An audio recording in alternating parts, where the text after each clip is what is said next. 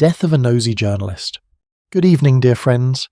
My name is Edward, and on this quiet winter night, I invite you to sit back, wrap yourself in a warm blanket, and let me take you to the misty Highlands of Scotland, to a place where secrets drift just beneath the calm surface of the Loch. Tonight's story follows Constable Hamish Macbeth, a man of sharp mind and gentle heart, as he faces the chilling mystery of Death of a Nosy Journalist. Before we begin, tell me in the comments, how are you spending these cold winter days? Perhaps with a cup of tea, a crackling fire, and a story to keep you company. If you find comfort in tales like this one, I'd be delighted to have you subscribe and join me for more evenings of mystery and reflection. Now, let us begin our journey to Lochdubh. Chapter 1. The Stranger in Lochdubh. The village of Lochdubh in Sutherland lay dreaming under a pale spring sky, its whitewashed cottages scattered along the shore of the Loch, like pearls on a necklace. Police Constable Hamish Macbeth stood at the window of his kitchen, watching the morning mist lift from the water, while his dog, Lugs, a mongrel of indeterminate breed with a blue eye and a brown eye, noisily demolished a bowl of breakfast scraps. It was the kind of morning that made Hamish grateful he'd successfully avoided promotion all these years. Let Detective Chief Inspector Blair and his ilk scurry about Strathbane dealing with paperwork and politics. Here in Lochdubh, the most pressing matter was whether Mrs. Wellington would notice he had not attended church the previous Sunday. His contentment was interrupted by a sharp rap at the kitchen door. Hamish sighed. Peace in Lochdubh never lasted as long as one hoped. The visitor was Archie McLean, the fisherman, his weathered face creased with the particular expression that signalled gossip of the first order. "Have you heard, Hamish?" Archie asked, pushing past him into the kitchen. "There's a woman from London taken the Macpherson cottage." "That's no crime, Archie," Hamish said mildly, pouring his visitor a cup of strong tea from the ever-present pot on the stove. "Aye, but she's a journalist," Archie pronounced the word as if it tasted bad. "Says she's writing about Highland life. Been poking about asking questions. Made young Jamie cry yesterday, asking him about his da's drinking." Hamish's hazel eyes sharpened with interest despite his lazy posture. "What's her name?" "Tabitha Crane. Tall woman, thin as a rake, with one of those sharp London faces. Angela McRae says she's staying a month, maybe more." After Archie departed, trailing dramatic warnings about the evil of the London press, Hamish decided a casual stroll past the Macpherson cottage might be in order. It was his duty, after all, to know who was residing in his territory. The cottage sat on a small rise overlooking the Loch, its windows commanding a view of the entire village. Hamish noted this with a policeman's instinct.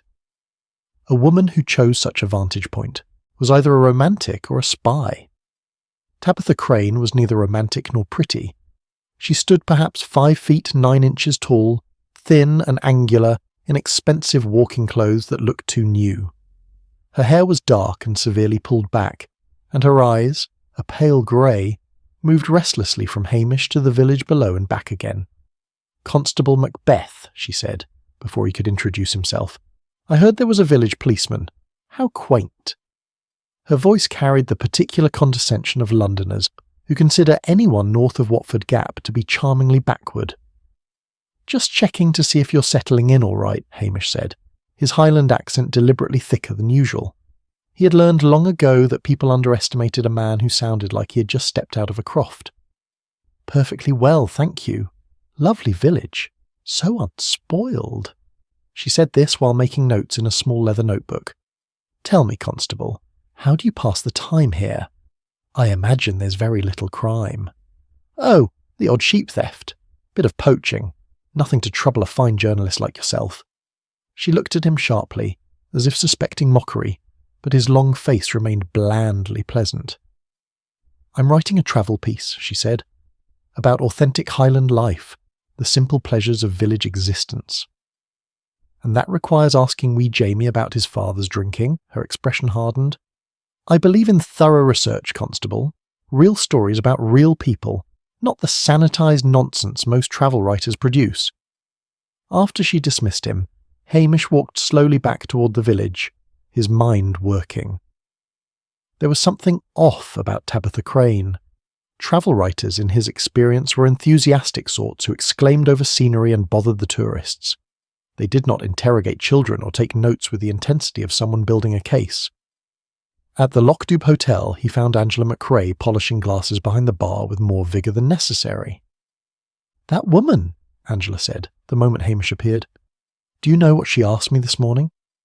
Angela was a handsome woman in her 50s, widowed 5 years earlier when her husband's fishing boat went down in a storm. She ran the hotel with efficiency and had no patience for nonsense. What did she ask? Whether I thought Donald's death was really an accident. Can you imagine? Standing there in my own bar, suggesting I might have had something to do with it. She said that? Not in so many words, but the implication was clear enough. "Must have been difficult for you," she says. "Did the insurance pay out promptly?" As if I'm some kind of black widow. Hamish patted her shoulder awkwardly. "Pay her no mind, Angela. She's just a nasty piece of work looking for scandal where there is none." But later that afternoon, he heard from the postmistress that Tabitha had been asking questions about Seamus Ross's fishing licence, and whether the constable was rigorous about enforcing regulations, and from the Curry sisters, those twin pillars of gossip and righteousness, he learned she had been inquiring about property disputes and who owned what parcels of land around the Loch. By evening, Hamish had formed a picture of Tabitha Crane as a woman searching for something more than a simple travel story. The question was what, and more importantly, why. He was feeding Lugs his dinner when another knock came at the door. This time it was Dr. Alastair Forbes, the village's new general practitioner who had arrived 3 months earlier from somewhere down the coast. Forbes was a pleasant man in his early 40s, with a kind of bland, handsome face that inspired trust. He smiled easily and had already made himself popular by taking genuine interest in his patients' lives. "Evening, Hamish," he said. "I hope I'm not disturbing you." "Not at all, Doctor. Cup of tea?" "I won't stay. I just wanted to mention that I treated Miss Crane this afternoon. She came to the surgery complaining of headaches." "Oh, I?" "Yes, and while she was there, she asked rather pointed questions about my qualifications and where I'd practised before. I found it a bit odd." Hamish looked at the doctor with interest. "What did you tell her?" "The truth, that I worked in Oban before coming here. But she wrote everything down in that notebook of hers. Made me feel like I was being interrogated rather than consulted as a physician." After Forbes left, Hamish sat in his armchair with Lugs sprawled across his feet and thought about Tabitha Crane, a woman who antagonised an entire village within days of arrival. A journalist who asked questions that had nothing to do with travel writing. A stranger who poked at old wounds and made people uncomfortable. Nothing good could come of this, Hamish thought. Nothing good at all. The next morning would prove him right, though in ways even his pessimistic Highland soul could not have predicted. Chapter 2. Death by the Loch. The mist came down thick on Lochdubh the following morning, wrapping the village in a grey shroud that muffled sound and turned familiar landmarks into ghostly suggestions. Hamish Macbeth woke at 6, as was his habit, and let Lugs out for his morning constitutional while the kettle boiled. He was just settling down to a breakfast of porridge and strong tea when his mobile phone rang. It was Archie McLean, and his voice held none of yesterday's relish for gossip. "Hamish, you'd better come quick. There's a body in the Loch." 20 minutes later, Hamish stood on the shingle shore near the Macpherson cottage, looking down at what had been Tabitha Crane. She lay half in and half out of the water, one arm stretched toward the beach as if she'd been trying to crawl ashore. Her clothes were soaked through, her dark hair plastered to her skull, and her grey eyes stared sightlessly at the lightening sky. A small wooden rowboat bobbed nearby, its painter trailing in the water. Archie stood a respectful distance away, his face the colour of old dough. "I was checking my creels when I saw her," he said. "Thought at first it was just rubbish washed up, then I got closer and—" I understand," Hamish said quietly. He pulled out his phone and made the necessary calls, first to Dr. Forbes, then with considerable reluctance to Strathbane. While they waited, Hamish studied the scene with the careful attention that had solved more cases than his superiors would ever credit. Tabitha's forehead bore a nasty bruise, dark purple against her pale skin. Her hands were clean, no defensive wounds visible. The rowboat appeared undamaged. Dr. Forbes arrived within minutes, his medical bag in hand and his expression professionally sombre. He knelt beside the body, checking for vital signs, though death was obvious, then examined the head wound. "Blunt force trauma," he said. "Could have struck her head on the boat when she fell in." "Could have," Hamish agreed, but his tone suggested doubt. "You think otherwise?" "I'm thinking a woman goes out rowing in thick mist before dawn. Why? And if she fell and hit her head, why is the boat over there and she's over here? The current runs the other way this time of morning." Forbes looked at him with what might have been respect. "I suppose that's why you're the policeman and I'm just the doctor. What do you need from me?" "Time of death, if you can estimate." The doctor examined the body more thoroughly, his hands gentle despite the grim task. "Judging by the temperature and rigor mortis, I'd say between midnight and 3 in the morning. I can be more precise after a proper examination." By the time Detective Chief Inspector Blair arrived from Strathbane, with Detective Sergeants McNabb and Anderson in tow, a small crowd had gathered. Blair emerged from his car like a belligerent red-faced Buddha, his small eyes already searching for someone to bully. "Well, Macbeth," he barked, "what have you got?" Hamish gave his report with deliberate slowness, knowing it irritated his superior. He described finding the body, the position of the boat, the head wound. "Accidental death," Blair announced immediately. "Woman goes out rowing, probably drunk, falls and cracks her head. Drowns, open and shut." "There are some peculiarities," Hamish began. "Peculiarities?" Blair's face reddened further. "There are always peculiarities when you're involved, Macbeth. Trying to make yourself important, as usual. This is a simple accident, and I'll thank you not to complicate matters with your Highland superstitions." Hamish said nothing more. He had learned long ago that Blair's incompetence was both predictable and useful. While the Detective Chief Inspector blundered about taking credit, Hamish could conduct his own quiet investigation. After the body was removed and the official circus departed, Hamish walked back to the Macpherson cottage. The door was unlocked, which was not unusual in Lochdubh but seemed careless for a suspicious journalist from London. Inside, the cottage was neat almost to the point of sterility. No dirty dishes, no scattered belongings, everything in its place. The laptop on the desk was closed but not locked. Hamish, using a handkerchief to avoid leaving prints, opened it to find it password protected. More interesting was what he found on the kitchen table, a whiskey bottle, half empty, with a single glass beside it. Hamish sniffed the glass carefully. Whiskey, yes, but something else. He wet his finger and touched it to a drop remaining in the glass, then tasted it cautiously. Water. Loch water, unless he missed his guess, with its distinctive peaty flavour. Someone had diluted good whiskey with Loch water, which no Scot would ever do willingly. He searched more carefully now, looking for Tabitha's notebook. It was not on the desk, not in her bag, not anywhere visible. Yet she'd carried it constantly, making her irritating notes. Where was it now? In the bedroom, he found her clothes hung with military precision, her toiletries arranged by size, but tucked in the back of the wardrobe was a locked metal box. Hamish lifted it carefully, heavy, and something shifted inside. Papers, perhaps, or more notebooks. A sound at the door made him turn. Dr. Forbes stood in the entrance looking apologetic. "Sorry to startle you, Hamish. I saw you come in and thought you might want my preliminary findings." That was quick work. "I did a brief examination at the surgery before they took her to Strathbane for the autopsy. The head wound is consistent with striking something hard, possibly the edge of the boat, but there's something odd." "Go on." "There's very little water in her lungs, far less than I'd expect from a drowning. It's possible she was already dead, or nearly so, when she entered the water." Hamish felt a familiar tightening in his chest, the sensation he always got when a simple accident revealed itself to be something darker. "Meaning someone killed her, then staged a boating accident?" "I'm not saying that definitively," Forbes said carefully. "The autopsy will tell us more, but yes, that's a possibility." After the doctor left, Hamish stood in the silent cottage and thought about Tabitha Crane. A woman who had made enemies within days, a woman who asked dangerous questions and kept careful notes, a woman who might have discovered something that made her inconvenient.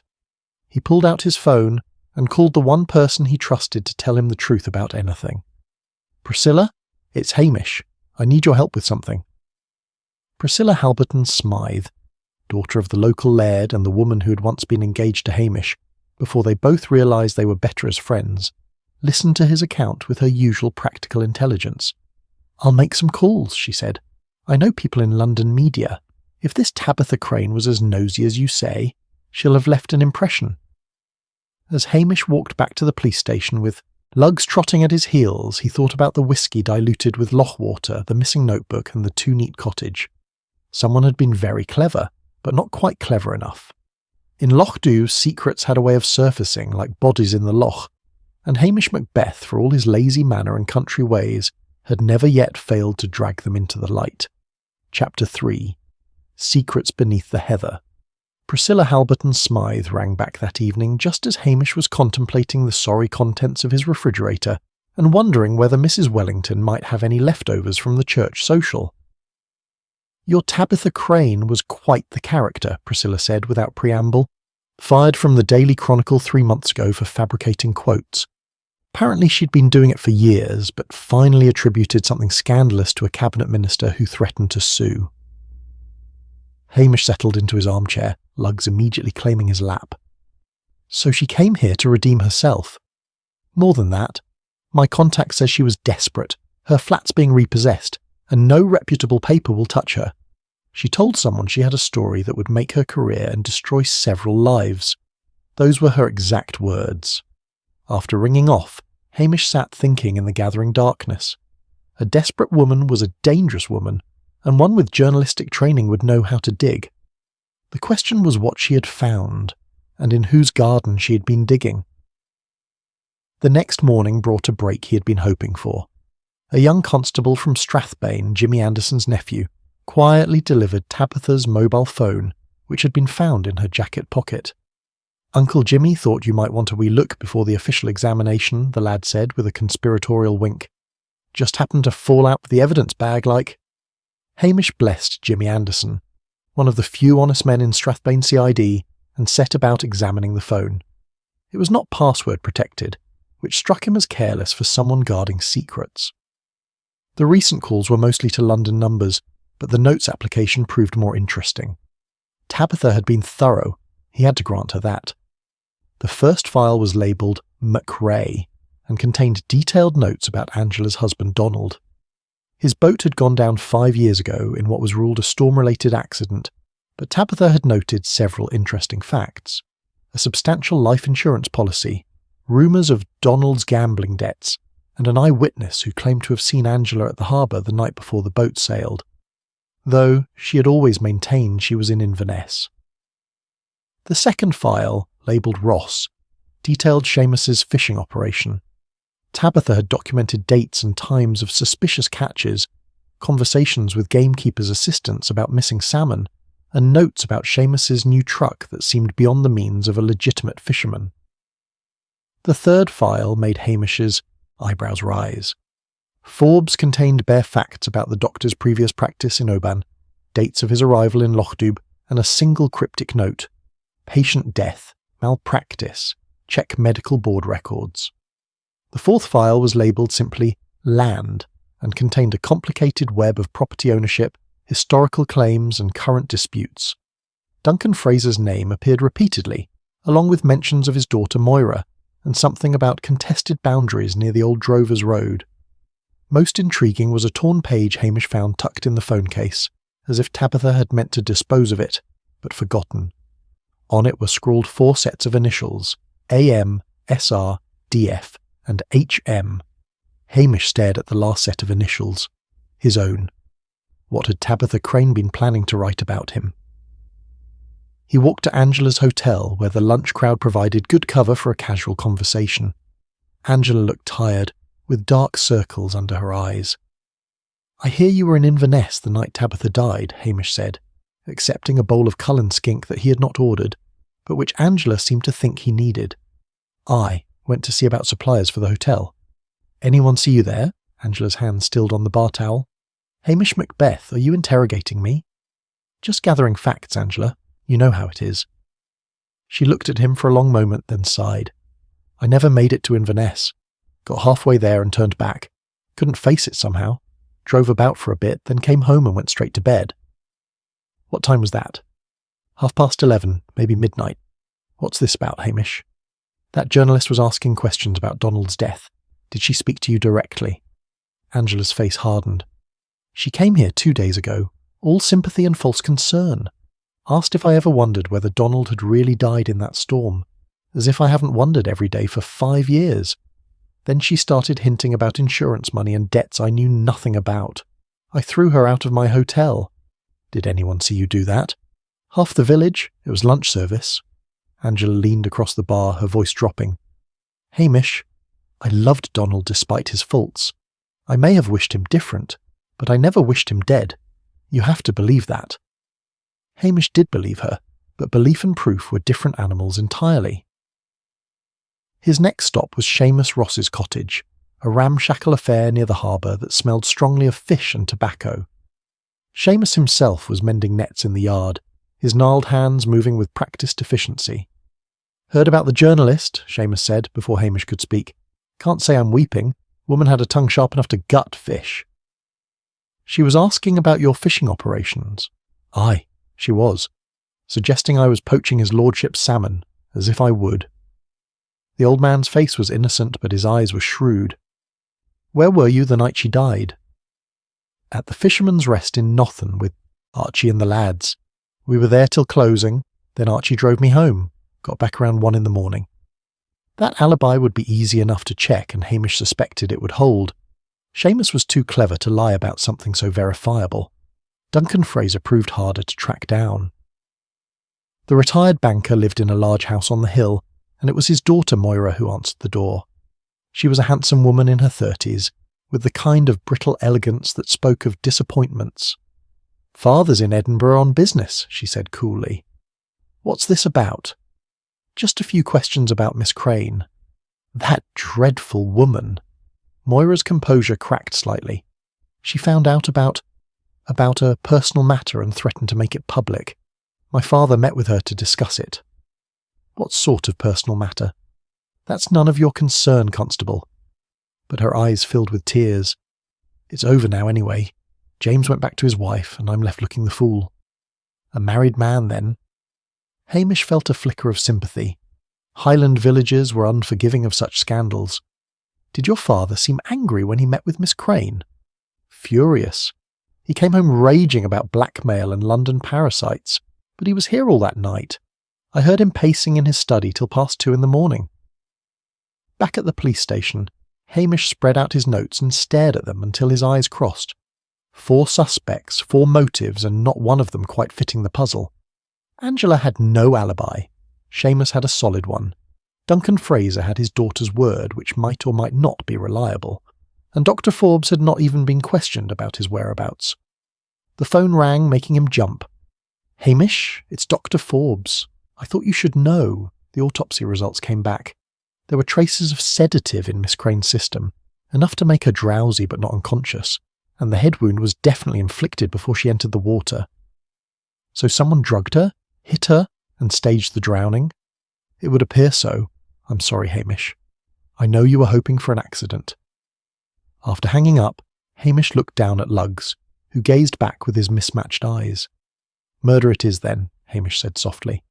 And somewhere in this village is someone clever enough to think they could get away with it. Chapter 4. The London Connection. The rain came sweeping in from the Atlantic the next morning, turning the loch into a sheet of hammered pewter and sending the tourists scurrying back to their bed and breakfasts. Hamish stood at his window watching the downpour and thinking about sedatives. A sedative meant premeditation. Someone had planned Tabitha Crane's death, had lured or accompanied her to the loch in the dead of night, and had coolly executed their scheme. This was no crime of passion, no sudden blow struck in anger. This was murder wearing a careful face. His mobile rang. Priscilla again. I found something interesting, she said. I spoke to Tabitha's former editor at the Chronicle. He said she'd been working on what she called her redemption piece for weeks before she was sacked. Wouldn't tell anyone what it was, but she kept saying she'd found proof of something that happened years ago, something that would shock people who thought they knew the truth. Did he have any idea what? None. But he said she'd been making trips to Scotland for months, always vague about where she was going.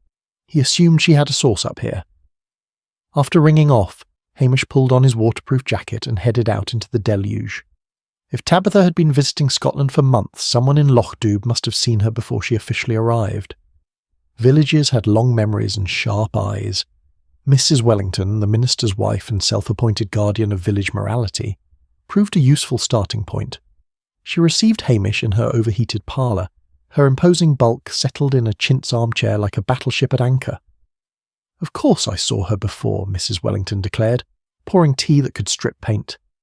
3 months ago, maybe 4, she was sitting in that awful Japanese car outside the medical surgery, watching people come and go. I thought she was a pharmaceutical representative. Did you mention this to anyone? I told Dr. Forbes. He said he'd noticed her too, and had asked what she wanted, but she claimed to be lost and drove away. Hamish filed this information carefully. So Forbes had known about Tabitha before she appeared in the village. Why had he not mentioned it? His next visit was to the medical surgery, a converted cottage near the harbour. The receptionist, Mrs. McGregor, was new to the village and eager to be helpful. "Dr. Forbes is wonderful," she gushed. "So attentive to his patients, works late most nights, always willing to make house calls." "Was he here the night Miss Crane died?" "Oh no, he'd gone out on a call. Emergency in Nothen, I believe. He rang me the next morning to check messages, said he'd got home very late."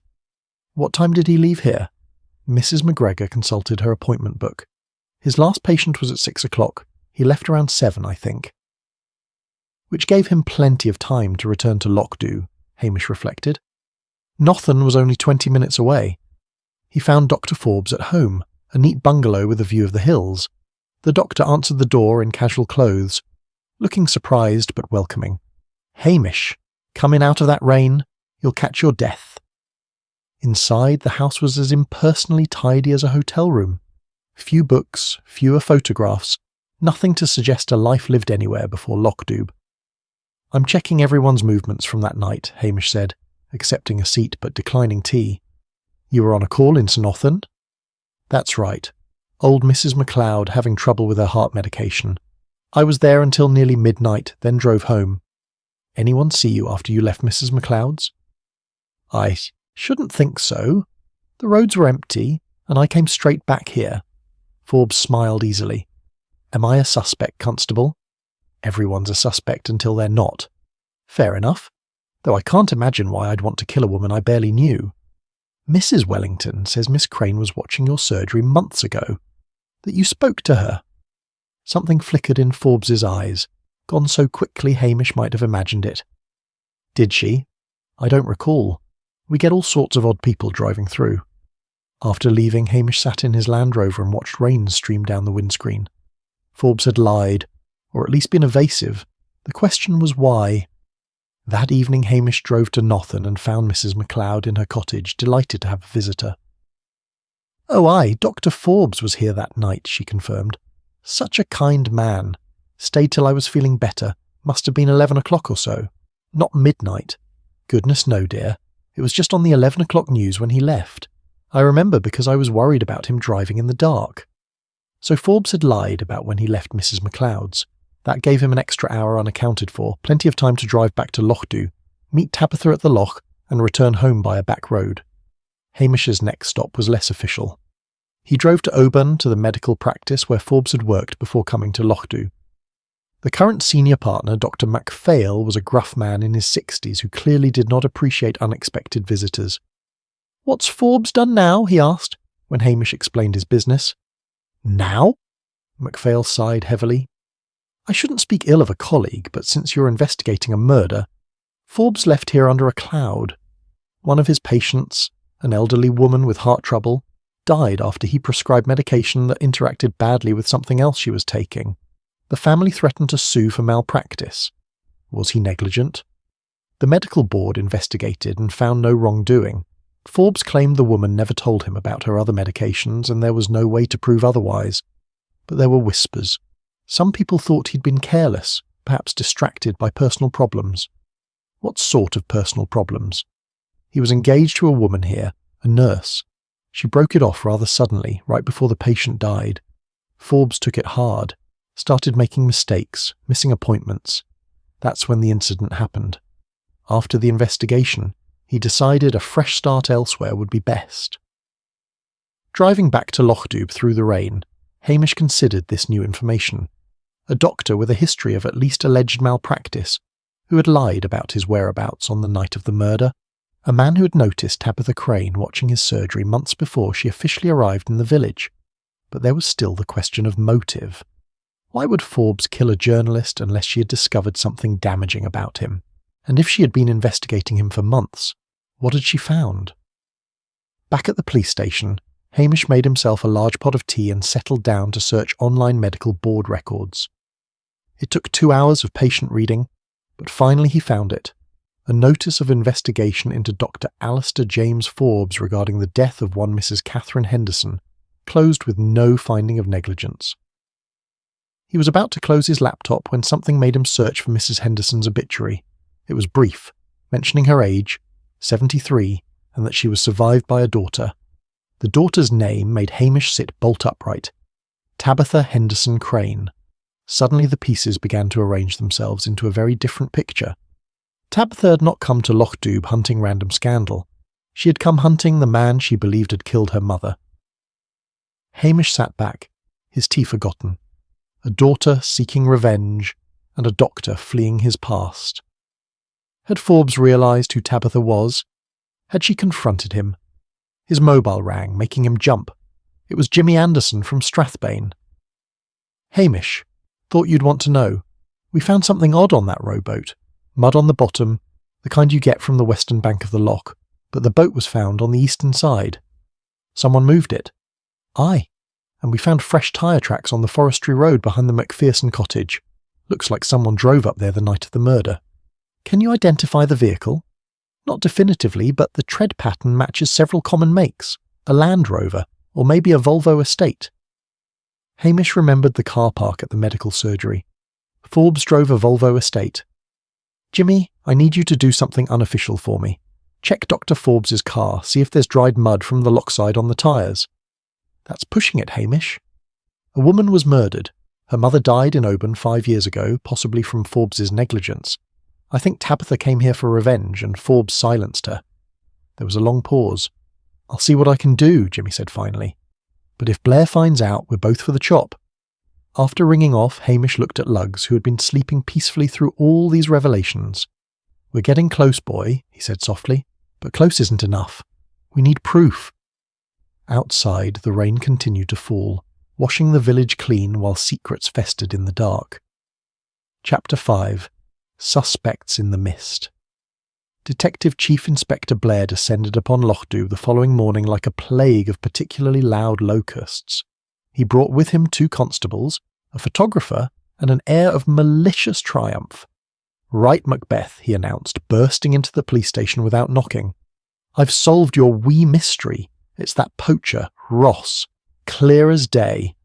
Hamish looked up from his breakfast with weary patience. "And what makes you think that, sir?" "Motive, man. The woman was snooping into his illegal fishing operation. He killed her to shut her up." Blair's red face gleamed with satisfaction. "I've got a warrant to search his property. Seamus was in Nothen that night. He's got witnesses." "Witnesses can be bought, especially in these backward Highland villages where everyone's probably related." Blair helped himself to Hamish's tea without asking. "You're too soft, Macbeth. Too willing to believe the best of people. That's why you'll never make detective." Which was exactly why Hamish had carefully avoided promotion for years, but he saw no point in mentioning this.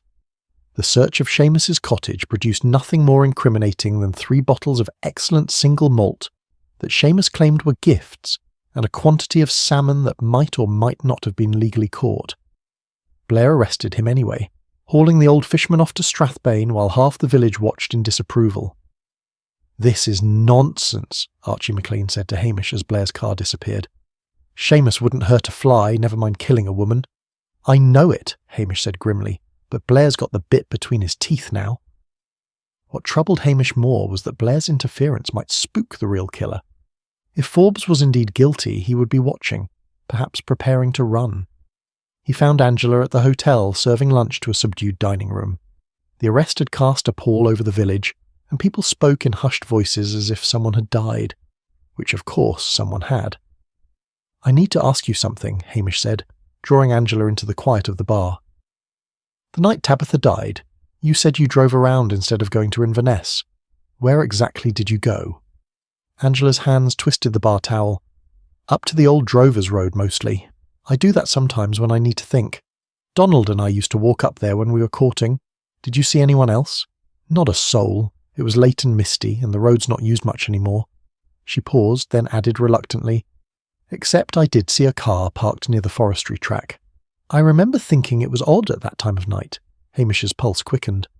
"What kind of car?" "I'm not sure. A large car, maybe an estate. Dark-coloured. I didn't pay much attention." "What time was this?" "Midnight, perhaps a bit later."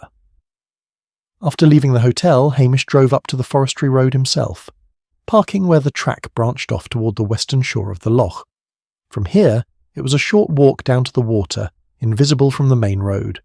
Someone familiar with the area would know this was the perfect spot for a clandestine meeting. He walked down the muddy track, noting the deep tyre impressions that remained despite the rain. A heavy vehicle had been here recently.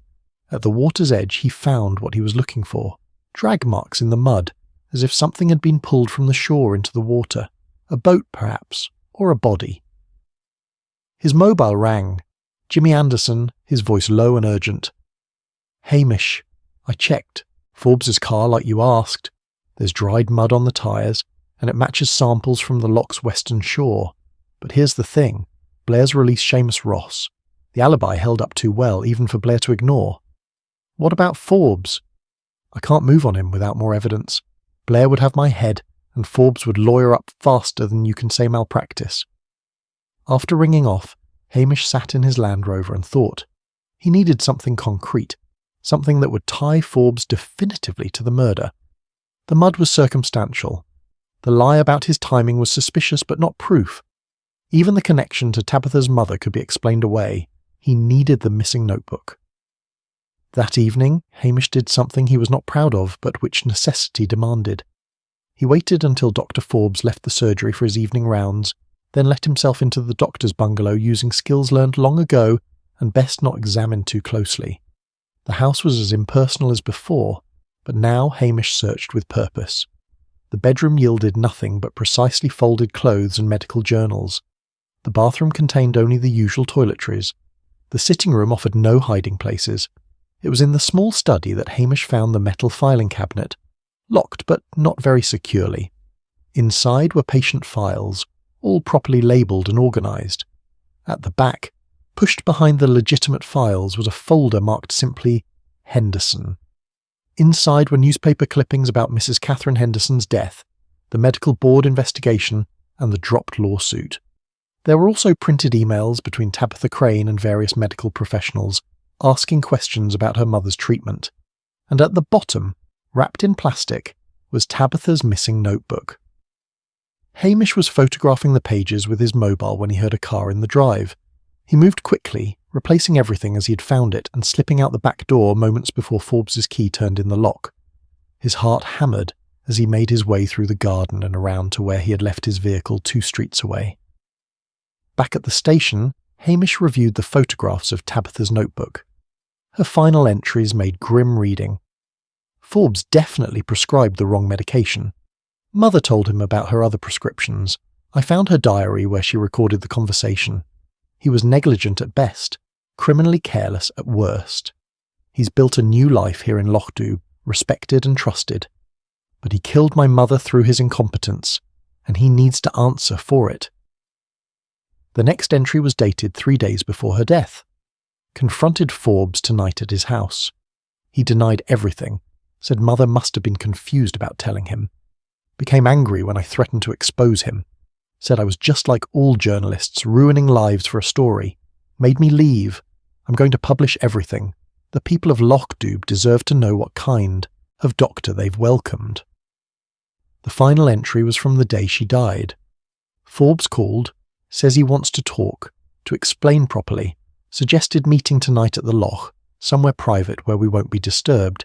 Says he'll bring his medical notes from mother's case to prove he acted appropriately. I don't trust him, but I need to see those notes. Taking my phone and leaving it recording in my pocket just in case.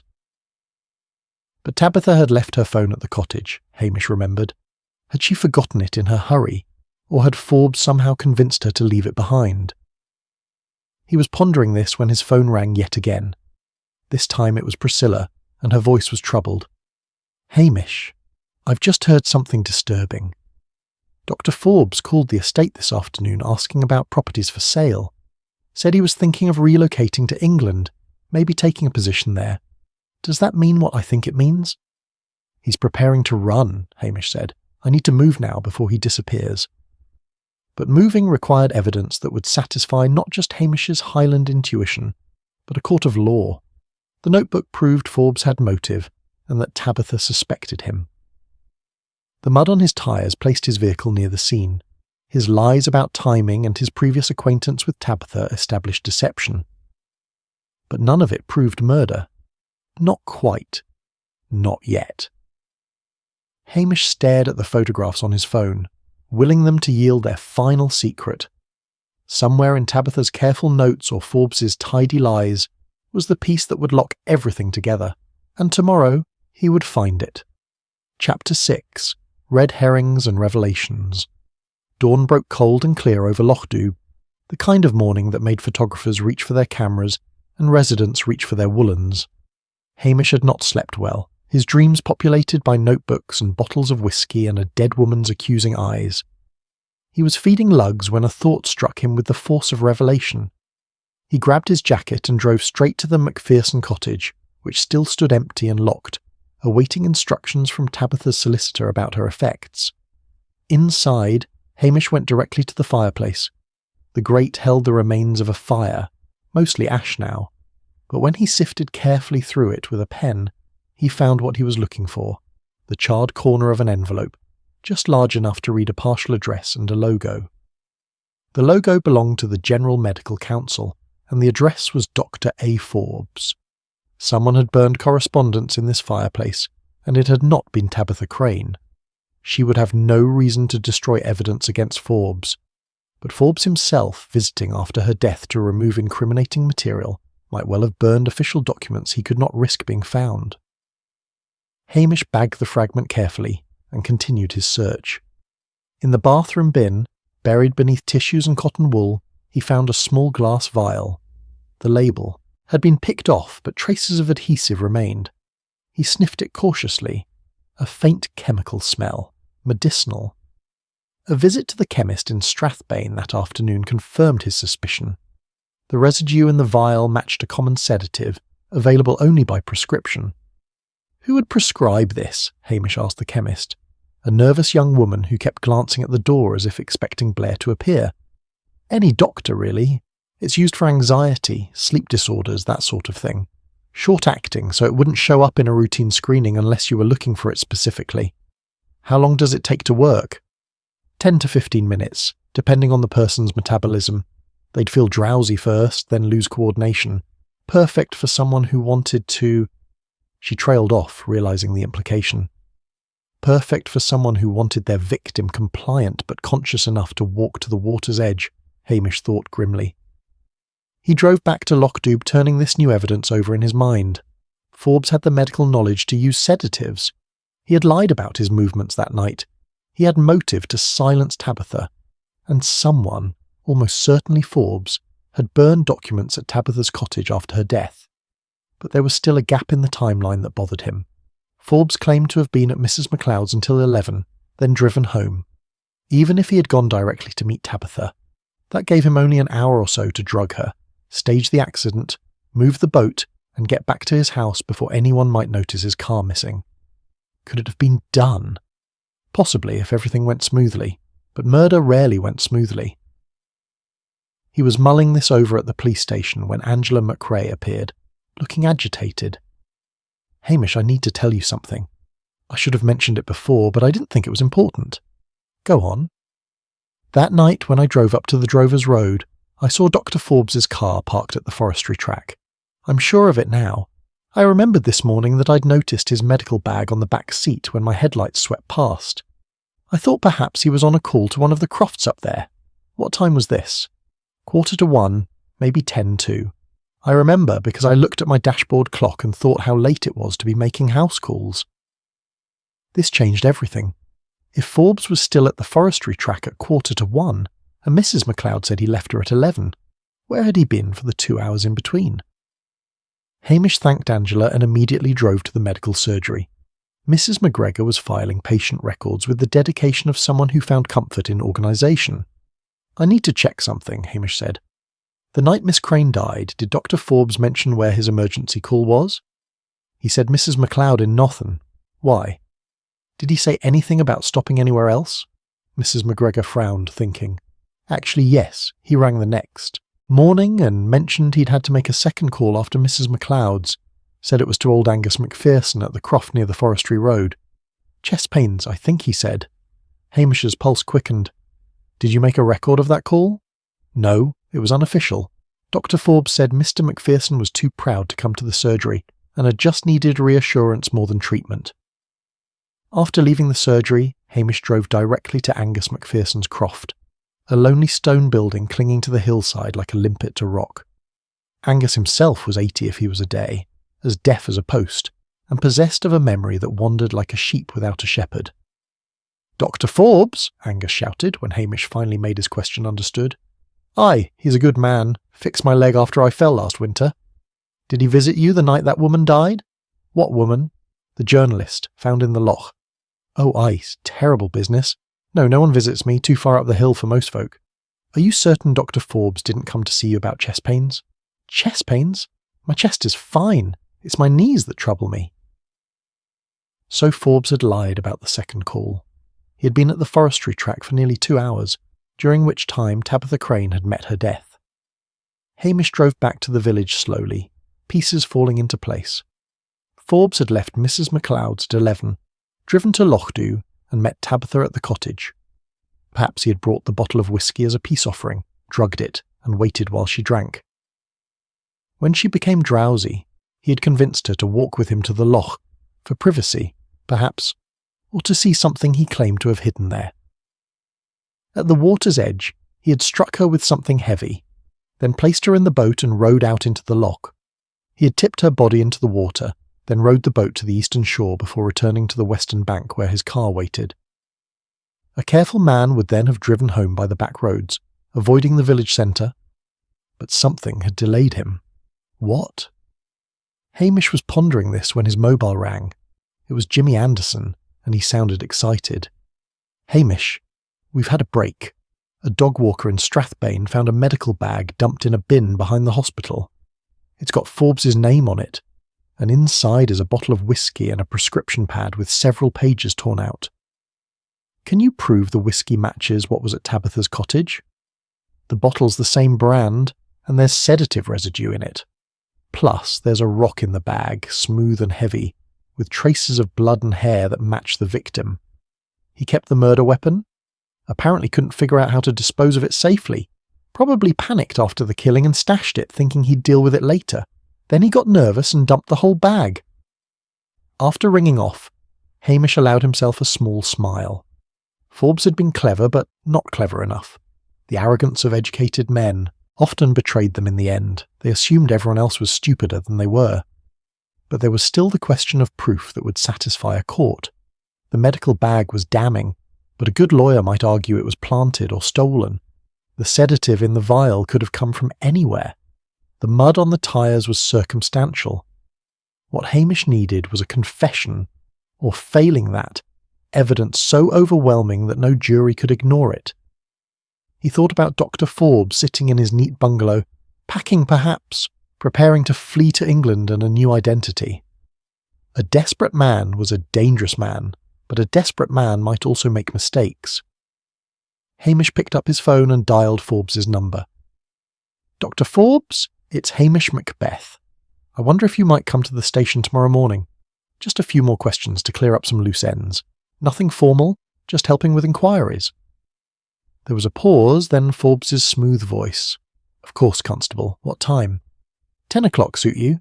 "Perfectly. I'll see you then." After hanging up, Hamish looked at Lugs, who had been watching the proceedings with intelligent eyes. "Tomorrow, boy," Hamish said softly. "Tomorrow we end this." Outside, the sun was setting over the Loch, painting the water gold and crimson. It was beautiful and peaceful, and somewhere in that peace, a killer was weighing his options. Hamish intended to make sure those options narrowed to only one: the truth. Chapter 7. Alibis Unravel. The morning of the interview dawned grey and sullen, with low clouds pressing down on the village like a lid on a pot. Hamish rose early and spent an hour reviewing his notes, arranging facts into an order that would lead Forbes inexorably toward either confession or damnation. At 8:30, Jimmy Anderson arrived from Strathbane with the medical bag that had been found. He looked tired, as if he'd been up most of the night. "Blair's furious," Jimmy said, accepting tea. "Says you've been conducting an unauthorised investigation and interfering with his case." "His case against Seamus Ross, you mean? The one that fell apart?" "Aye, well, he's not admitting that part. But he's agreed to let you question Forbes, providing I'm present as the official representative of Strathbane CID. Jimmy grinned. "He doesn't know I'm on your side." At 10:15, Hamish received an unexpected visitor. Duncan Fraser, the retired banker, appeared at the station door looking haggard and considerably older than his 60-odd years. "I need to make a statement," he said without preamble, "about Miss Crane." Hamish gestured him to a chair. "Go on." "I lied about my whereabouts the night she died. I wasn't in my study all night. I went to see her." Jimmy Anderson's eyebrows rose, but Hamish remained calm. "What time?" 10:30. I'd been drinking, working up my courage. My daughter's affair had humiliated me, you understand, and that wretched woman threatened to print every sordid detail, unless I paid her £5,000. Duncan's hand shook. "I went to her cottage to reason with her. The door was unlocked, so I let myself in. She was sitting at the table with a glass of whiskey, looking drowsy. She could barely focus on me." "What did she say?" "She laughed. Said it was too late, that she'd already sent the story to her editor. Then she told me to get out or she'd scream. I left. I swear to you I left her alive." "Did you see anyone else?" "No. The village was dead quiet. I drove home by the coast road, too ashamed to risk anyone seeing me on the main street." After Duncan left, having signed his statement, Jimmy looked at Hamish thoughtfully. "You believe him?" "Aye. He's not the type to lie about being there if he'd actually killed her. He'd have kept quiet and hoped we never found out." Hamish paused. "But this changes the timeline. If Duncan saw her drowsy at 10:30, she'd already been drugged. Forbes must have visited earlier. Or sent the whiskey as a gift. Possible, but risky. How could he be sure she'd drink it?" Hamish shook his head. "No. I think he was there earlier, before Duncan arrived. He drugged her, then left to establish his alibi with Mrs. MacLeod. He came back later, found her incapacitated, and finished what he'd started." At precisely 10 o'clock, Dr. Alastair Forbes arrived at the police station. He wore a suit rather than his usual casual clothes, and his face bore the careful neutrality of a man prepared for unpleasantness. "Thank you for coming, Doctor," Hamish said, offering tea which Forbes declined. "This is Detective Sergeant Anderson from Strathbane CID. Am I being officially questioned?" "Just helping us clear up some inconsistencies." Hamish settled into his chair with deceptive casualness. "You told me you were at Mrs. MacLeod's until midnight the night Miss Crane died." "That's correct. Mrs. MacLeod says you left at 11. Forbes' expression didn't change. "She must be mistaken. The old dear's memory isn't what it was." "You also said you went directly home after leaving her." "Yes. But Angela McRae saw your car parked at the forestry track at 1:45 in the morning." This time Forbes did react, a slight tightening around his eyes. "Mrs. McRae must be confused about which night she saw my car. I often visit patients in that area." "On the night in question, you told your receptionist you'd been called to Angus McPherson's croft. But Angus says you never visited him that night. He's elderly and deaf. He probably doesn't remember." Hamish leaned forward slightly. "Doctor, we found your medical bag. It was dumped in a bin in Strathbane." Forbes went very still. "I reported that bag stolen 3 days ago." "Did you? Funny, there's no record of that report, and inside the bag was a bottle of whiskey with sedative residue, and a rock with traces of Miss Crane's blood and hair. Then someone planted those items to frame me. Who would do that? I have no idea. Perhaps the real killer." Jimmy Anderson spoke for the first time. "We also found the burned remains of medical correspondence in Miss Crane's fireplace. Letters from the General Medical Council regarding your case in Oban. Forbes's composure was beginning to crack, fine lines appearing like ice under pressure. I don't know anything about that. Here's what I think happened, Hamish said, his voice quiet and almost gentle. Tabitha Crane came to Lochdubh to investigate you. She believed you caused her mother's death through negligence and she wanted justice. She contacted you, probably threatened to expose you. You suggested meeting to talk it over. This is speculation. The evening she died, you visited her cottage. You brought whiskey, drugged it, and waited while she drank. When she became drowsy, you left to establish your alibi with Mrs. MacLeod. You returned later, struck her on the head, and staged a boating accident. Absurd. Is it? You had motive. She was going to destroy your new life here. You had means, access to sedatives and medical knowledge, and you had opportunity. Your alibi has more holes than a fishing net. Forbes stood abruptly. I don't have to listen to this. Unless you're charging me with something, I'm leaving. Sit down, Doctor. Jimmy Anderson's voice was hard. We're not finished. Forbes remained standing, his face flushed. I want a solicitor. That's your right, Hamish said. But before you go, there's something you should know. We found Tabitha's notebook. She documented every conversation with you, including the night you called to arrange meeting at the Loch. This was not strictly true. The notebook mentioned Forbes's call, but not the specific arrangements. But Hamish watched Forbes's face carefully for the reaction. It came, a flash of panic, quickly suppressed. She recorded your voice on her phone too, Hamish continued, pushing his advantage. This was also not entirely accurate, but near enough. She left it recording in her pocket, remember? We have everything you said to her at the Loch. Forbes sank back into his chair, his face now pale. I want that solicitor. Of course. But I'll tell you something for free, Doctor. You killed a woman who was only seeking justice for her mother. You struck her down and drowned her, then went home and slept in your bed as if nothing had happened. You're a physician. You took an oath to do no harm. Instead, you harmed the one person who stood between you and a comfortable life. You don't understand, Forbes said, his voice barely above a whisper. Then help me understand. Forbes looked at his hands, those capable doctor's hands that had killed. She wouldn't let it go. She kept pushing and pushing. I tried to explain that her mother's death was an accident, a tragic mistake, but she wouldn't listen. She was going to publish lies about me, ruin everything I'd built here. So you killed her? I didn't mean to, Forbes looked up, his eyes pleading. And I only wanted to frighten her, to make her understand the consequences of destroying my reputation. But she laughed at me. She said I was a coward and a murderer, and that everyone would know it. I struck out. It was instinct, self-defense. Self-defense against a drugged woman half your size? Forbes had no answer to that. Jimmy Anderson stood and produced handcuffs. Dr. Alastair Forbes, I'm arresting you on suspicion of the murder of Tabitha Crane. You do not have to say anything, but it may harm your defence if you do not mention when questioned something which you later rely on in court. As Jimmy led Forbes toward the door, the doctor turned back to Hamish. I'm a good physician. I've helped people here. Doesn't that count for anything? You killed a woman, Hamish said simply. Nothing counts against that. After they left, Hamish sat alone in the quiet station, feeling the familiar melancholy that always followed a solved case. Outside, Lochdubh went about its business, unaware that the respectable doctor had just been led away in handcuffs. Lugs padded over and rested his head on Hamish's knee, offering silent comfort. Aye, boy, Hamish said, scratching behind the dog's ears. Another one solved, but it doesn't feel much like victory, does it? Chapter 8. Hidden Connections. The arrest of Dr. Forbes sent shockwaves through Lochdubh that reverberated for days. Mrs. Wellington proclaimed she had always known there was something not quite right about the man, conveniently forgetting she had praised his bedside manner only a week earlier. The Curry sisters took to their cottage with palpitations, declaring they could never trust a doctor again. Hamish spent the following days piecing together the full story for the prosecution.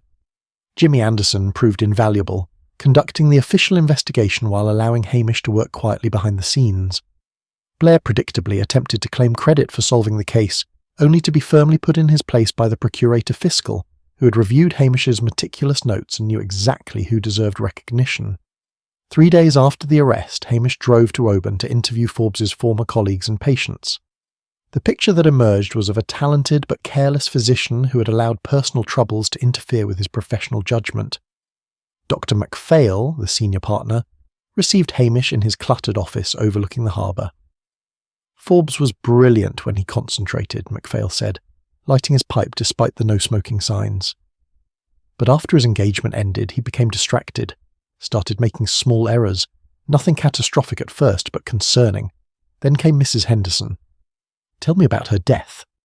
She came in complaining of chest pains and shortness of breath. Forbes prescribed medication without thoroughly reviewing her file. She was already taking blood thinners for a previous condition, and the combination proved fatal. She collapsed at home 2 days later and died before the ambulance arrived. Did Forbes know about the blood thinners? MacPhail hesitated. That was the question the medical board investigated. Forbes claimed Mrs. Henderson never mentioned them, and there was no record in our system because she'd been prescribed them by a specialist in Glasgow. But her daughter, Tabitha, produced her mother's diary. Mrs. Henderson had written that she specifically told Forbes about all her medications during the consultation. So he lied to the medical board. Or Mrs. Henderson was mistaken in her diary, or Forbes simply wasn't listening properly that day. The board couldn't prove negligence beyond doubt, so they cleared him. But the damage was done. Patients started leaving, rumours spread. Forbes decided to start fresh elsewhere. Back in Lochdubh, Hamish visited the medical surgery to collect any remaining evidence. Mrs. McGregor was there, boxing up Forbes's personal effects with an expression of profound betrayal. "I can't believe it," she said for perhaps the 20th time. "He seemed so kind, so dedicated." "The best deceivers often do," Hamish said gently. Among Forbes's belongings, Hamish found a photograph tucked into a medical journal. It showed a younger Forbes with his arm around a pretty nurse, both smiling at the camera. On the back was written, "Alastair and Sarah, Oban, 2019. That was his fiancée, Mrs. McGregor said, looking over his shoulder. "He kept that photo in his desk drawer. I saw it once when I was looking for stamps." Hamish pocketed the photograph and continued searching. In the locked bottom drawer of Forbes's desk, he found a folder marked Personal. Inside were letters from Sarah, the nurse, explaining why she was ending their engagement. The final letter was brutal in its honesty. "I can't marry someone who puts his own convenience above patient safety. Mrs. Henderson's death was preventable, Alastair. You knew she was on blood thinners. I heard her tell you in the waiting room. You just weren't paying attention because you were upset about our argument. I can't spend my life wondering if you'll make another fatal mistake. I'm sorry, but it's over." So Sarah had known the truth, and her departure had been the final blow to Forbes's reputation in Oban. No wonder he had fled to Lochdubh seeking redemption. That evening Hamish received a call from Jimmy Anderson. "The Procurator Fiscal wants a complete timeline," Jimmy said. "Can you walk me through it one more time?" Hamish settled into his armchair with his notes. Forbes first noticed Tabitha watching the surgery 4 months ago. He likely didn't know who she was initially, but when she rented the Macpherson cottage and started asking questions, he must have realised. He confronted her, she revealed her identity and her intentions. That was 3 days before she died. Why wait 3 days to kill her? He was hoping to dissuade her, but when she refused to back down, he panicked. The evening of her death, he visited her cottage around 9 o'clock, brought a bottle of good whiskey as a peace offering, already drugged with sedative from his medical bag. They talked, she drank, and when she started to feel drowsy, he left to establish his alibi. Clever. He drove to Cnothan, spent an hour with Mrs. MacLeod, then returned to Lochdubh around 11:30. By then, Tabitha was heavily sedated but still conscious. He convinced her to walk with him to the Loch, told her he had documents hidden in his car that proved his innocence regarding her mother's death. She believed that. She was drugged and desperate to clear her mother's name. She went with him. At the water's edge, he struck her with the rock, then placed her in the rowboat.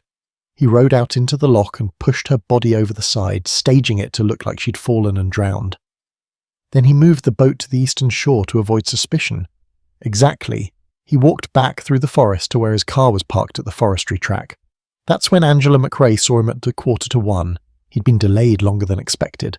The killing itself took time, and moving the boat was difficult in the mist. What about Duncan Fraser's visit? Forbes didn't know about that. Duncan arrived at 10:30 and found Tabitha already drugged. Forbes had left by then, was with Mrs. MacLeod. Pure coincidence, but it actually helps establish the timeline. Jimmy was quiet for a moment. It's a solid case, Hamish. The physical evidence matches your reconstruction perfectly. Forbes is finished. After ringing off, Hamish walked down to the loch with lugs padding beside him. The water lay smooth as glass under the evening sky, giving no hint of the violence it had witnessed. He thought about Dr. Forbes sitting in his cell in Strathbane, no doubt reviewing his choices and wondering where it had all gone wrong. The man had killed to protect a reputation already tarnished beyond repair.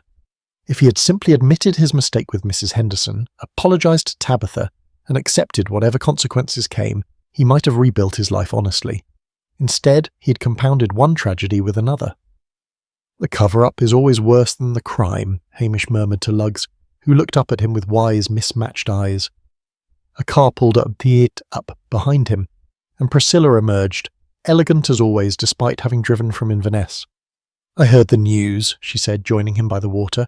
Jimmy called my father, said you'd solved it brilliantly, as usual. I just followed the evidence. Don't be modest, Hamish. You saw what Blair couldn't see, asked the questions no one else thought to ask. She paused. Are you all right? You look melancholy. I'm always melancholy after a murder case. All that waste. Tabitha Crane dead. Forbes's life destroyed. Mrs. Henderson's death never properly avenged.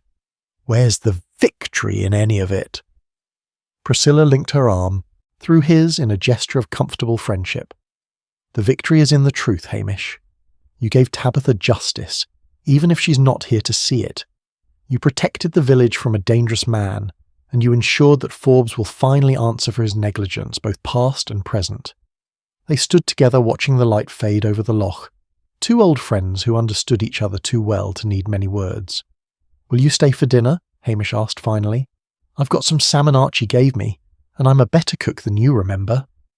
I remember you burning toast, Hamish Macbeth. I've improved since then, slightly.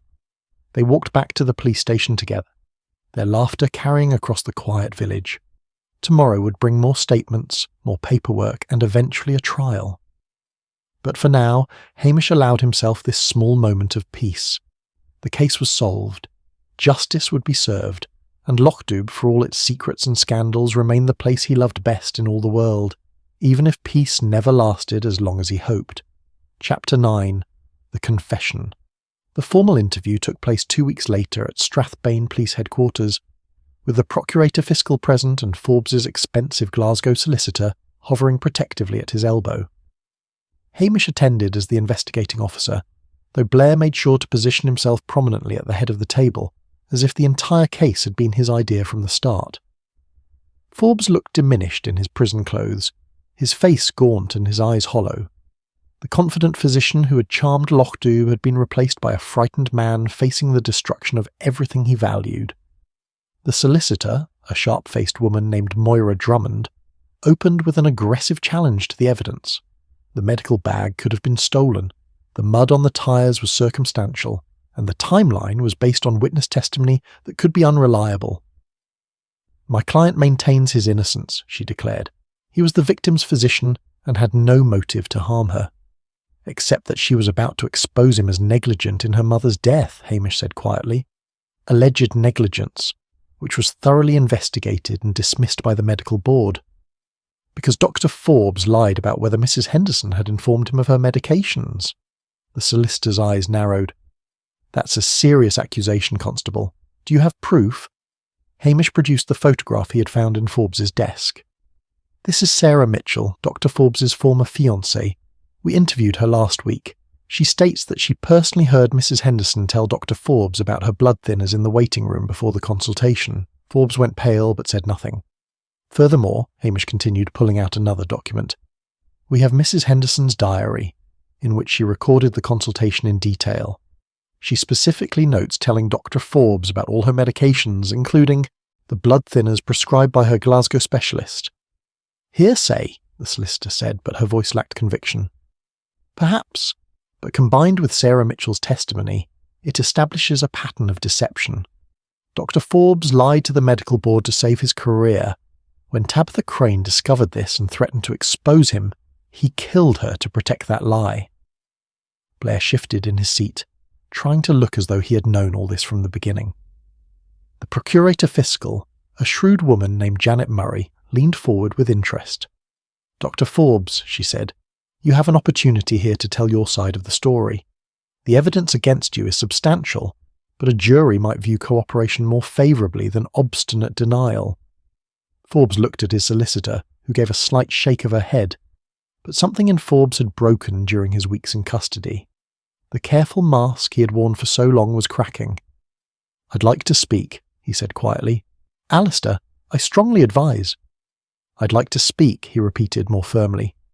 The solicitor sat back, her expression resigned. Forbes took a breath and began. "I never meant to hurt Mrs. Henderson. That's the truth, whatever anyone believes. I was distracted that day.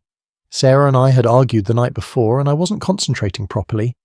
Mrs. Henderson did mention blood thinners, but I was thinking about Sarah and I just didn't process it, didn't write it down in my notes. When she died, I realised my mistake immediately." "But you lied about it," Hamish said. "Yes, I lied. I was terrified of losing my licence, of being labelled a negligent doctor, so I claimed she never told me, and there was no way to prove otherwise, or so I thought. Until Tabitha Crane appeared." Forbes's hands clenched on the table. "She came to Lochdubh 4 months ago, started watching the surgery, following me. I thought she was a pharmaceutical representative at first. Then she rented the cottage and I realised who she must be, Catherine Henderson's daughter. I'd seen photos of her in the newspaper coverage of the medical board investigation." "When did you first speak to her?" "A week after she arrived. She came to my house one evening, very direct. Said she knew I'd killed her mother through negligence and she was going to prove it. She had her mother's diary, testimonies from other patients about my distracted behaviour around that time. She'd built a case against me." "What did you do?" "I tried to reason with her. Explained it was a tragic accident, that I'd made an error in judgment but hadn't intended harm. She wouldn't listen. Said intent didn't matter when someone was dead. She was going to publish everything. My lies to the medical board, the circumstances of her mother's death, all of it."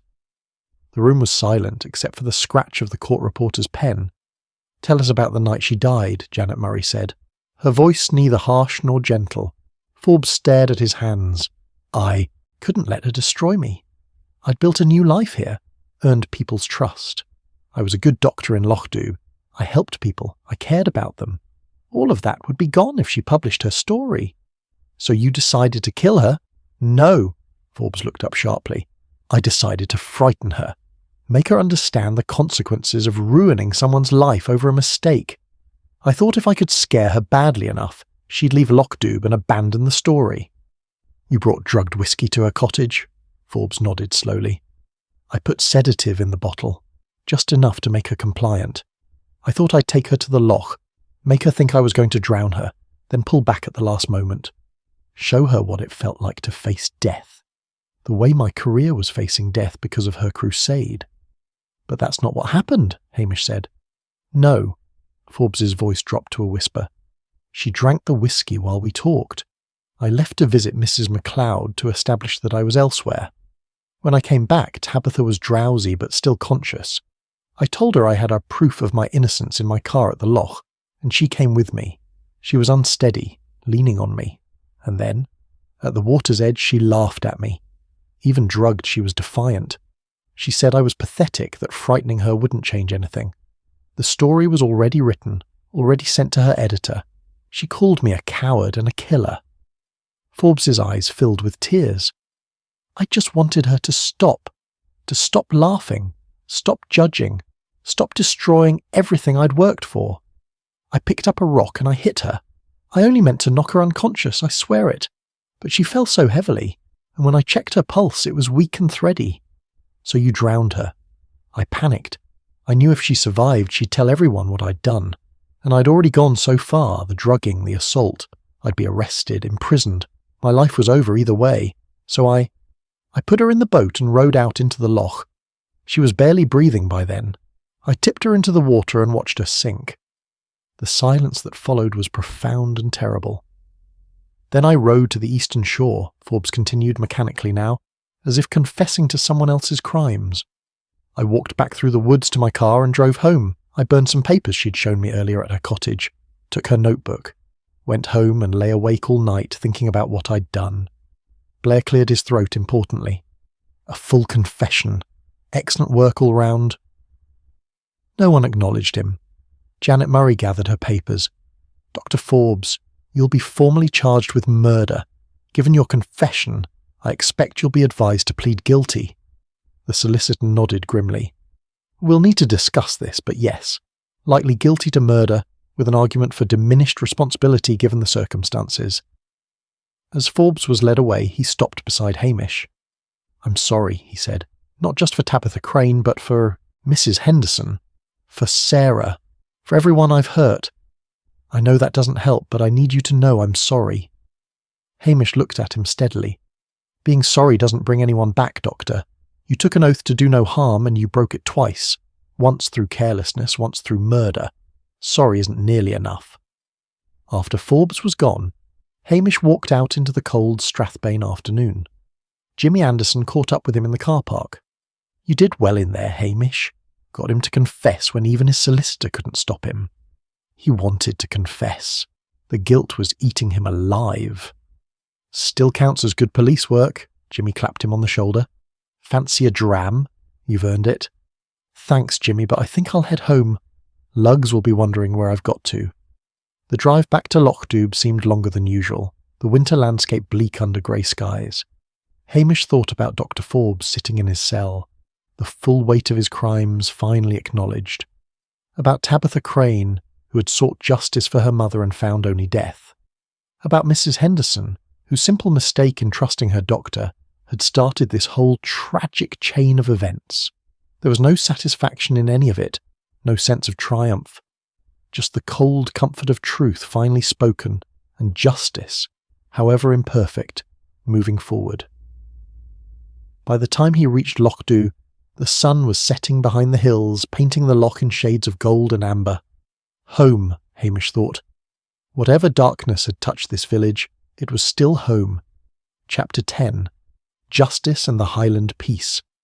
Spring came late to Lochdubh that year, as if the village needed extra time to shake off the darkness of winter and murder.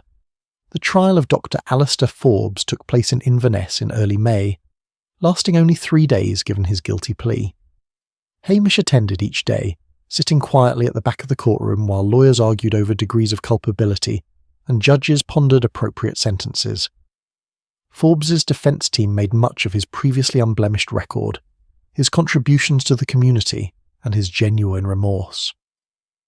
The prosecution, led by Janet Murray with fierce efficiency, painted a picture of a man who had killed twice, once through negligent arrogance, once through cold calculation.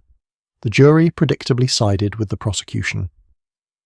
Life imprisonment, the judge intoned, his voice echoing through the hushed courtroom, with a minimum term of 18 years before eligibility for parole. Dr. Forbes, you betrayed your oath as a physician, you betrayed the trust of your patients, and you took a life to conceal your failures. The sentence of this court reflects the gravity of your crimes. Forbes stood to hear his sentence with his head bowed, a broken man in an expensive suit. As he was led away, he glanced once toward the gallery where Hamish sat. Their eyes met briefly, and Hamish saw in Forbes's face not defiance or anger, but a kind of exhausted relief. The pretending was finally over. The village reaction to the verdict was a mixture of satisfaction and unease. Mrs. Wellington declared it a fitting punishment, while simultaneously worrying about who would replace Forbes as the local GP. The Curry sisters pronounced themselves vindicated in their suspicions, though everyone remembered they had done no such thing. Archie MacLean observed that you could never tell what darkness lurked in a man's heart, and wasn't that the truth? Angela McRae took the news quietly. She found Hamish the evening after the verdict, walking along the loch shore with lugs. I wanted to thank you, she said, falling into step beside him, for not giving up even when Blair was convinced it was Seamus. Just doing my job. You did more than that. You cared about finding the truth, not just finding someone to blame. She paused, watching the water lap at the stones. Tabitha Crane wasn't a likeable woman, but she deserved justice. Her mother deserved justice. You gave them that. After Angela left, Hamish continued his walk, thinking about justice and whether any verdict could truly balance the scales when lives had been lost. The law had spoken, punishment had been meted out. But Mrs. Henderson was still dead, and Tabitha Crane still lay in a London cemetery, her quest for vindication complete but at the cost of her own life. The village slowly returned to its normal rhythms. A new doctor arrived from Edinburgh, a cheerful young woman named Dr. Brodie, who wore sensible shoes and laughed easily. She made no secret of knowing about her predecessor's crimes, and declared herself determined to restore trust in the medical profession, one patient at a time. Duncan Fraser's daughter Moira quietly left Lochdubh for Glasgow, seeking a fresh start away from village gossip. Duncan himself remained, a sadder but perhaps wiser man, spending his days fishing and his evenings reading by the fire. Seamus Ross, briefly infamous as Blair's prime suspect, enjoyed a period of celebrity in the local pub, embellishing his tale of false arrest with each telling until he was practically a martyr to police incompetence. Hamish let him have his moment of glory, knowing it would fade soon enough. 2 weeks after the trial, Priscilla arrived at the police station with a picnic hamper and a determined expression. "You've been moping about for days," she announced. "It's a beautiful afternoon, and you're coming with me to Loch whether you like it or not." "I haven't been moping. Hamish Macbeth, I've known you long enough to recognise your post-case melancholy. Fresh air and decent food will do you good." They drove through the glorious Highland landscape, hills purple with heather and lochs glittering under a benevolent sun. At Loch they spread a blanket on the grass and unpacked the hamper, which proved to contain all of Hamish's favourite foods. "You're a remarkable woman, Priscilla," Hamish said, biting into a sandwich. "I know, it's one of my more annoying qualities," she smiled at him. "Now tell me what's really bothering you, and don't say nothing. I can see it in your face." Hamish was quiet for a moment, watching lugs chase butterflies through the grass. "I keep thinking about Forbes. He was a good doctor here by all accounts. People trusted him, liked him. If Tabitha hadn't appeared, he might have lived out his life in Lochdubh doing genuine good." "But he killed a woman, Hamish." "Aye, he did, and he killed her to hide the fact that his carelessness killed another woman. I understand that, but I can't help wondering if there was a moment when he could have chosen differently. If he'd simply admitted his mistake with Mrs. Henderson, apologised, accepted the consequences, would any of this have happened?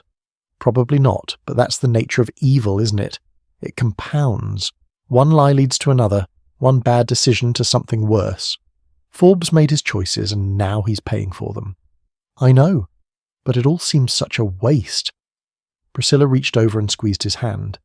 "That's because you're a good man, Hamish Macbeth, and good men feel the weight of tragedy even when they're not responsible for it.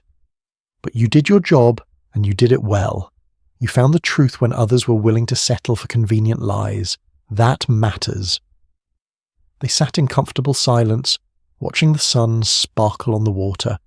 After a while, Priscilla began telling him amusing stories about the latest disaster at her father's hotel, and Hamish found himself laughing despite his melancholy. On the drive back to Lochdubh, the sun was setting behind them, painting the sky in shades of rose and gold. Hamish felt the familiar tug of affection for this wild, beautiful corner of Scotland, where he had chosen to make his life despite numerous opportunities to leave. At the police station, Priscilla declined his invitation for tea, saying she needed to return to the hotel. But she paused before getting into her car. "You know, Hamish, my father was asking whether you'd be interested in that promotion to detective inspector. He has friends in Strathbane who could arrange it." "No, thank you," Hamish said promptly. "I told him you'd say that, but I had to ask." "I'm content where I am, Priscilla. Let Blair and his ilk chase their promotions and their glory. I've got Lochdubh and lugs and the occasional murder to solve. What more could a man want?" After she drove away, Hamish stood in the twilight listening to the evening sounds of the village, a dog barking in the distance, someone's television playing the news, the soft lap of water against stone. Peace had returned to Lochdubh, that fragile Highland peace that was always threatened but somehow always survived. He knew it wouldn't last. It never did. Sooner or later another stranger would arrive with secrets, or a villager's buried past would surface, or someone would do something foolish or desperate or evil. And Hamish would be there, asking his quiet questions and following his patient instincts until the truth emerged and justice, however imperfect, was served. But for now, there was peace, and that was enough. Inside the police station, Hamish fed Lugs his dinner and made himself a pot of tea. He settled into his armchair with a book, the dog sprawled across his feet, and allowed himself to simply exist in this moment of calm before the next storm. Outside, the mist was rolling in from the Loch, wrapping Lochdubh in its soft embrace. The village lights winked on one by one, small beacons against the gathering dark. And in the police station, Constable Hamish Macbeth, solver of murders, protector of the peace, and determined avoider of promotion, was exactly where he wanted to be. The end.